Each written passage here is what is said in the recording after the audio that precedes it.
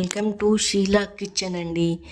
ఈరోజు ఈ దోశల రెసిపీ అయితే మీతోటి షేర్ అయితే చేసుకుంటున్నాను. ఈ దోశలు ఎలా మెత్తగా మంచిగా సాఫ్ట్గా ఎలా వస్తాయో టేస్టీగా దీని ప్రాసెస్ నేనైతే చూపిస్తానండి. పిల్లలైనా పెద్దోళ్ళైనా ఇలా చేసి పెడితే ఇష్టంగా అయితే తింటారు. దాంతోపాటు పచ్చడి రెసిపీ కూడా షేర్ అయితే చేసుకుంటానండి. దీన్ని ఎలా చేశానో చూపిస్తానండి. ఫస్ట్ 2 కప్పులు రేషన్ బియ్యం అయితే తీసుకున్నానండి. ఇక్కడ వచ్చేసి రేషన్ బియ్యం తీసుకుంటేనే దోశ అనేది మెత్తగా బాగా సాఫ్ట్గా వస్తాయండి. తర్వాత 1 కప్పు మినప్పప్పు. మనకు దోశలు కరకరలాడాలంటే దాంట్లో మెంతులు కూడా వేసుకోవాలండి. జీర్ణం కూడా అరగదలకు కూడా పనికొస్తుంది ఇది. తర్వాత కొద్దిగా అటుకులు తీసుకొని దీన్ని నానబెట్టుకోవాలా ఒక 5 నిమిషాలు. చూడండి, నానబెట్టుకొని మనము బియ్యం నానిపోయాక మిక్సీ పట్టుకున్నాక దీంట్లో మిక్సీ పట్టుకొని ఇలా కలుపుకోవాలి. కలిపేసుకొని మొత్తము మ్యాష్ చేసుకొని చూడండి ఇలా మెత్తగా మ్యాష్ అయితే చేసుకోవాలండి అంత కలిసేలాగా. తర్వాత రాత్రి అంతా ఈ పిండిని బయట పెట్టేయాలండి. పులుస్తుంది పిండి బాగా. చూడండి ఇలా కలుపుకోవాలా మంచిగా.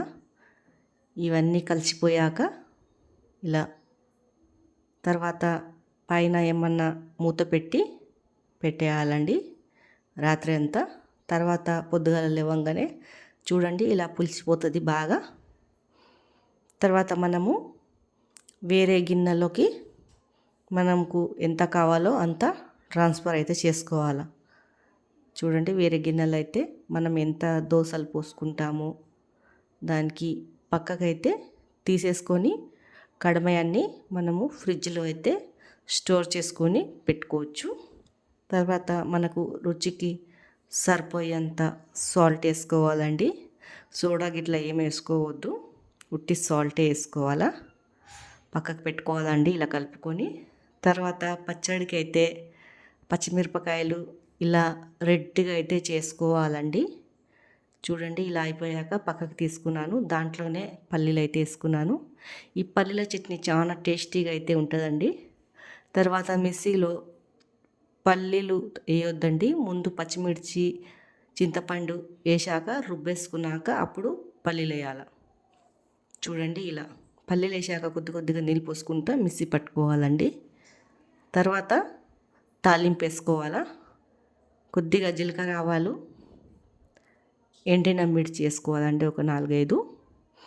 తర్వాత దాంట్లోనే కరివేపాకు ఇలా పక్కకైతే తీసుకొని ఇలా తాలింపు అయితే వేసుకోవాలా దోశలకి. తర్వాత పెంక పెట్టుకొని చూడండి ఇలా మనకు క్రిస్పీగా కావాలంటే క్రిస్పీగా వేసుకోవచ్చండి. మెత్తగా తినాలనిపిస్తే ఇలా మెత్తగా వేసుకోవచ్చు. చాలా టేస్ట్ ఉంటుంది ఈ దోశలు. చూడండి ఇలా వేసుకుంటే ఇలా వేసుకొని ఇరగకుండా మంచిగా వస్తుందండి దోశలు అయితే. చూడండి పైనుంచి అయితే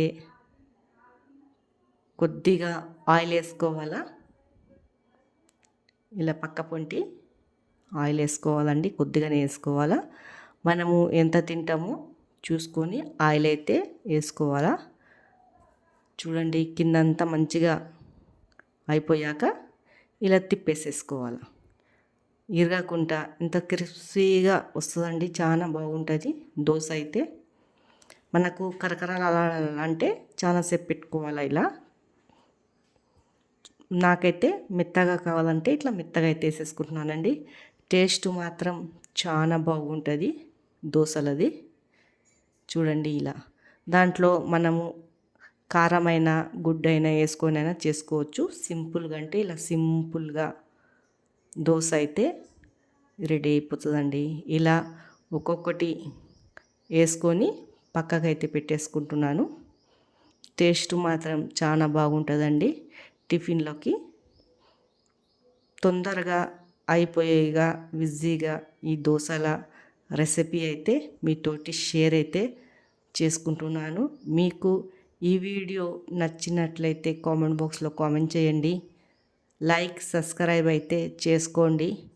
ఫుల్ వీడియో అయితే వాచ్ చేసి చూసి సపోర్ట్ అయితే చేయండి, రిక్వెస్ట్ అయితే చేస్తున్నాను.